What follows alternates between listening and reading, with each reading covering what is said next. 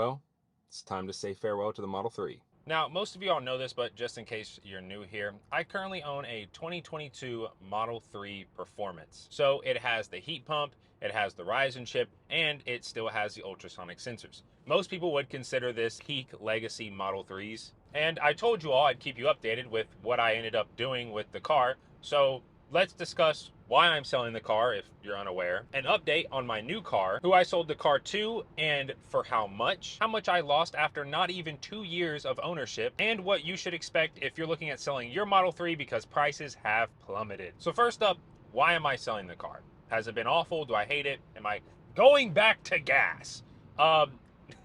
No. It's been great. I won't own another at least EV as a daily driver, but as of right now, I won't own anything that's not a Tesla as a daily driver. I still love my gas sports cars, but as a daily, this cannot be beat. I'm selling the car simply because I have an order in for another one. As most of you all know, I have an order in for the new Model 3 refresh Performance, Highland, whatever you want to call it. Now, as for what's going on with my Model 3 order, when I first ordered, I ordered within an hour of it going live. I ordered a gray exterior, white interior, which I would say right now is the most common spec, and it's probably the one they're putting out the most. They actually made white interior free, but they upped the price. So I believe right now, to get the same configuration I got, would actually be like an extra $500. My original delivery range was May to June. It eventually changed, I think like a week after ordering, to just saying June. After that, a week later, because my estimated delivery ranges, they only ever update on Sundays. Like Sunday morning is when it'll update. It has not changed any other day of the week. It updated and gave me a 4-week window.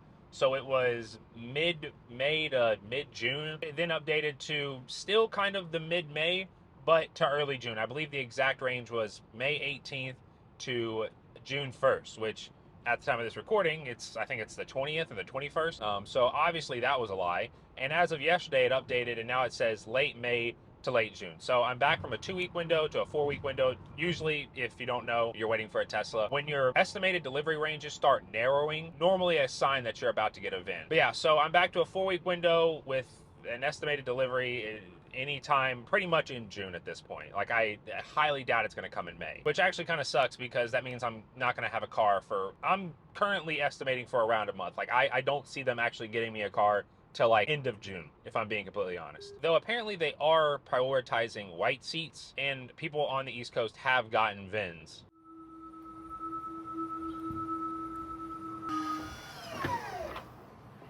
So I just got done filming and installing the final accessory or modification that's going to be going on this car. We got the Tesla spelt out just like on the new 3. By the time you all see this, we should be running our Memorial Day sale. Code CYBERMEM for 15% off your entire purchase. I do need to start taking off the more obvious modifications. So like the center light strip, the dash light strip. I need to take my radar detector down. The rotating screen mount, I'm gonna convert that back. Which, to be honest, the place I sold it to doesn't actually care about modifications. I'm just, converting it back just so they don't ask any questions.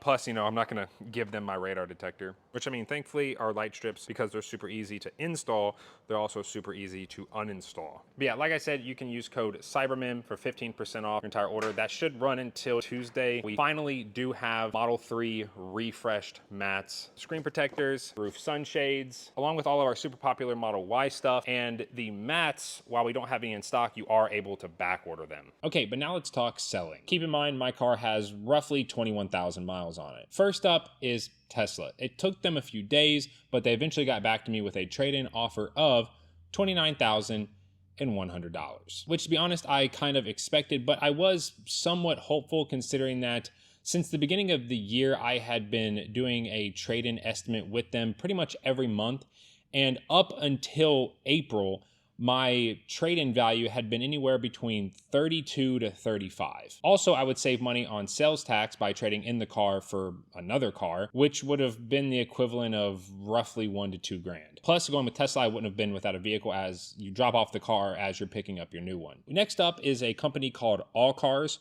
who offered $28,000. All Cars is actually who I sold my long range to, and they, back then at least, were very willing to negotiate. However, this time around, they did not want to negotiate at all. They had a price and they weren't budging on it. Give Me the VIN is next at $30,000, which Give Me the VIN was actually kind of weird because when I told them that Carvana had offered more, they proceeded to link me Carvana's consumer reviews and their BBB complaints. And I pretty much told them that I didn't care. If they were willing to offer more, then I'd be willing to talk. Not to mention that Give Me the VIN has what they call like a CarMax guarantee, where if they give you an offer and it's lower than CarMax, then they'll give you $100. And while this time around they were a little bit higher than CarMax, a few months back when I was checking on the value, Give Me the VIN offered lower than CarMax. I told them, and they never gave me $100. So I don't know. Speaking of CarMax, CarMax is up next at $29,000. And this was the only in-person offer that I got. There's not really much to say about them. There was a performance on the lot for like $35,000 that had less miles than my car had. So I kind of knew that I wasn't going to get anything crazy. Driveway is next up at $27,000. This was actually my lowest offer. And when I told them that they were offering below what Tesla themselves was offering, and you know, trading into Tesla is kind of like trading into GameStop. You kind of know that you're getting screwed, but it's mainly convenience. They just didn't care, which is like, have a nice day. And finally, we have Carvana, who offered the most and is who I went with, which is actually kind of strange because every other time that I went to Carvana, they always had like one of the lowest offers. But they offered $33,200 sight unseen, which I thought that they were going to lower the offer once I sent in all the documents and everything, but no, they stuck to it and they approved the sell price for 33.2 pending pickup, which you'll see at the end of the video. Now, for how much I lost. Many of you know this, but if you don't, I purchased my Model 3 at the peak of Tesla's pricing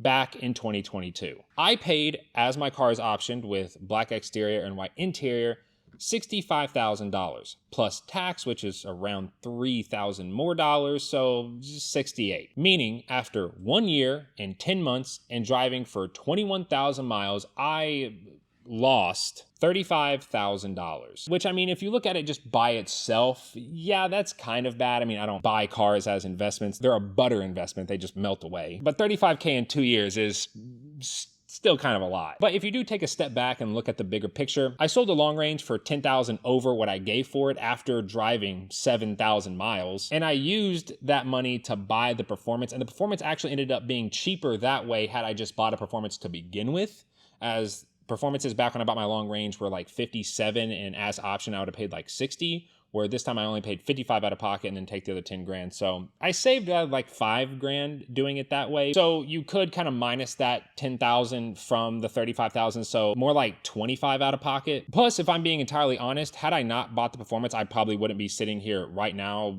making YouTube videos. As when I bought the long range, it was more of just a car. It wasn't the spec I wanted, right? So just driving it was kind of whatever. I originally wanted a black exterior, white interior, and I wanted a Performance. And when I was able to get that, that's when I kind of started nerding out about, electric cars and Teslas and stuff like that in general. And I definitely wouldn't have started test stuff, which all of that has paid for the car multiple times over, while also enabling me to purchase other Teslas to use here on the channel. So it is currently way too late, but I just got done removing all of my stuff from the car. So radar detector, rotating screen mount, took all the floor mats out. I got my plate removed. I actually still have the front license plate and original silver license plate that came with the car. So I'm gonna put that in there. Hopefully they'll get to the next owner. But yeah, the floor mats did a really good job. Like the actual carpet itself still looks literally brand new. And I still had the original floor mats, the carpet ones that come with the car. And you can kind of look underneath. Yeah, I mean, the carpet looks literally brand new. I'm gonna leave these little seat hooks, and there's also a trunk hook in the back. But here, white seats, after 20,000 miles, they still look brand new. Front, carpet, everything. So I'm gonna give these to them. Like I said, Carvana doesn't really care about modifications. I just really didn't want any questions asked. And they also don't care about you giving them these original mats or anything. I just thought I'd throw it in. The car looks really weird with the white. I haven't had the white on here pretty much since I got the car. But yeah, whoever ends up getting this car it's been so well taken care of. Daily charge to 50%, really good battery degradation. Original mats that came with it. You're getting a custom Tesla badging on the back, which I actually think looks a lot better, especially on black paint with a black dual motor badge. I also decided to leave the rim case on there just in case the next driver isn't as careful. 20,000 miles never once curbed my Ubers. It's got full frontal PPF along with side skirts. It's only ever been hand washed, along with full tint, 20% on the sides, full back glass, and 50 on the windshield. And that's ceramic. But I'll see you all in the morning.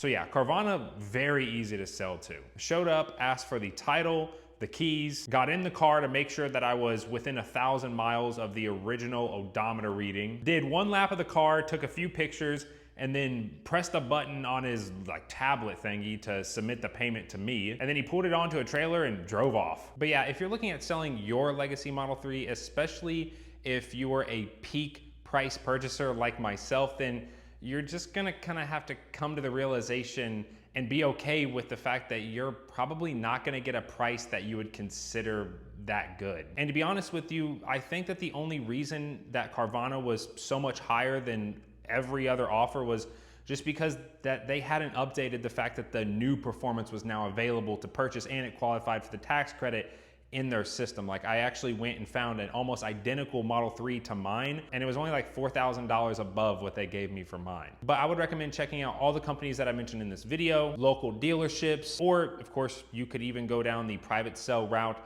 The only reason that I didn't sell privately is just because it's not worth the hassle. For one, buyers are super picky because it's an electric car. And secondly, you're just gonna get constant lowball offers because people think that because the performance qualifies for the tax credit, that whatever you're asking, they should ask to get $7,500 off. Yeah, it just wasn't worth the $2 or maybe close to $3 extra $1,000 that I would have gotten. And who knows how long it would have taken to sell. And if you're wondering what this means for the channel, don't worry. I have videos pre-prepared and ready to go that will fill the gap until I do get the new one. And once I do take delivery, there's just gonna be a slew of new content here on the channel with it. Now, if you are new around here and you wanna see more Tesla related stuff in your YouTube feed, then feel free to subscribe. Drop a like if you enjoyed the video or if you have a Model 3 Performance yourself on order, and I will see you all in the next one.